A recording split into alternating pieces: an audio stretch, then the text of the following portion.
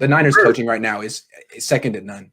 First, look, can we discuss the improvement of Kyle Shanahan? Yes, I mean, let's do it. The whole thing with this guy, his first 2 years, is he can't win on the East Coast. Look at what he's been doing the last 2 years. Can't lose on the East Coast. No. That's right. Can't win at home. Just kidding.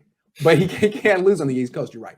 To go cross country and do that to a well-coached team, a well-oiled machine.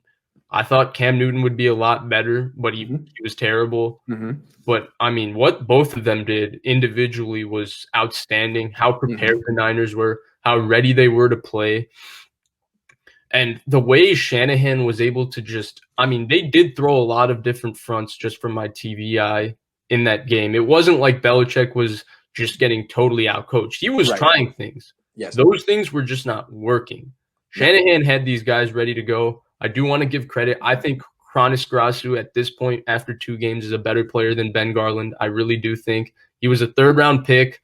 I think that it's kind of a Laken Tomlinson situation for him where he has talent, but he didn't go to a place that worked out for him. I think he has a real home here. Yep. And if Weston Richburg, a patella is a really serious injury, I think Chronis Grasu has the opportunity to really be a decent player moving forward for the 49ers.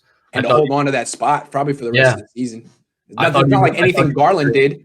That was great. Sorry, keep going. Yeah, I thought he played great. And I thought everything. They just looked like a well-coached team. I thought Robert Saleh was terrific.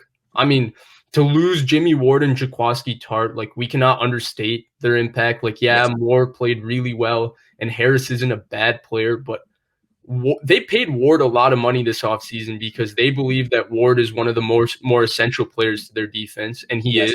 And Tart is a very, very good player who's going to get paid this offseason by somebody, whether it's the 49ers or another team, and he's going to be a good player going forward for that team too. And the fact that you lose both those guys and you're still playing like that is a testament to both Robert Saleh and Fred Warner. Real quick, I mean, do you remember what the Niners starting secondary was at the beginning of 2019 when they were a historically great defense?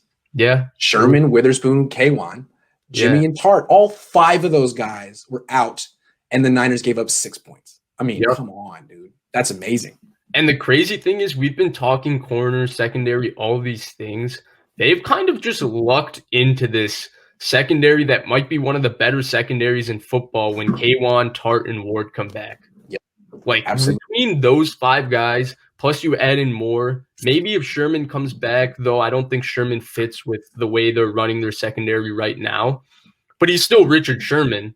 Like, this is plus Mosley and Verrett are both playing at like a B+, A- level right now. I mean, those guys are both playing very solidly. I think Mosley is like a B+ corner, and Verrett is an A corner to me. Yeah. That is phenomenal. Yeah. Okay, so we should talk about Sherman in a minute, but keep going. I don't think I've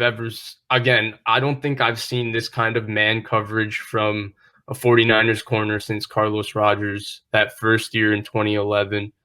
Maybe Tremaine Brock had a couple of good seasons in man in between. I do remember distinctly that Parrish Cox had one very, very good season for the 49ers in 2014. Hey, Vic Fangio could get hit like no-name corners to play well. Whatever he was teaching, that cover 4 pattern match, 2-man stuff, had those guys like one step ahead of offenses. Tremaine Brock had Balky could pick corners too, to be fair. Balky could pick corners. Yeah. They also had Ed Donatel as the DB coach. That was a really good operation there. Absolutely. I never was really Chris Culliver. They tried to make that work, and the guy couldn't. He panicked at the catch point every time. And he was a little Akello-ish. So I hope. But he was a better player than Akello. Like, he was a good player for a decent amount of time. Yeah, he was good unless he had to play the deep ball. Right.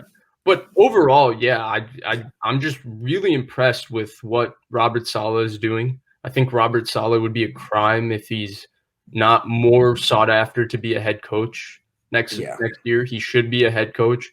I think Kyle Shanahan is just proving that he's up there with the best coaches in the NFL. There's no doubt about it. His ability to adjust, his ability to make things work with his offense, it's unreal. It's unreal.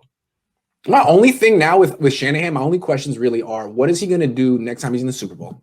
That's it. And the other thing is like personnel. You know, like Jeff Wilson Jr. does that. I'm like, man, You've been giving all these carries to Tevin Coleman for years. It's like, dude, if you would just honestly look at your practices with like no bias, as if you weren't the person who picked the players and just honestly evaluated them and asked your position coaches and just played the guys who earned it, you would never lose ever. I think there's a little more nuance to that. I do. No, it's not. Because I really don't think when he looks at these running backs, he's looking at the run game box score with them. Because he's probably going back and breaking it down as we blocked this for X amount of yards. This guy picked up X amount of yards. Sometimes for Tevin, the blocking is for like half a yard and he picks up 2 yards. And yeah, it hurts his yards per carry, but that's probably more impressive to Shanahan than the run that's blocked for 10 and Jeff Wilson runs for 10. But Jeff Wilson averaged 4.1 yards per carry after contact yesterday. The guy was on. No, he was terrific. He was terrific. He was throwing his body in there. He set a real physical tone for the game yesterday. But Shanahan, to me, is he's one of a kind, man. And for me, that, again, I don't even have the personnel question as much as you. There's only one thing for him. It's the Super Bowl. He needs to win a Super Bowl. That's the only question for him. That's the only thing that's holding him from not being the. But I think part of the reason he lost that Super Bowl is personnel utilization.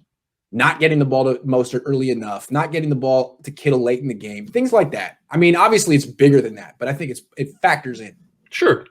It's fair. But overall, yeah, that's the only question. He is as good as anybody, and God willing, please, Jed York, do not mess this up. You've got yourself the future. You've got the guy that everybody in the NFL wants to have for the next 20 years. Do not stay in your seat. Watch the game. Respect Kyle Shanahan. He's working his best, and he's doing a very good job, and so is Robert Saleh. I still can't believe you left after loss number 3. Not even after loss number 3. Anyway.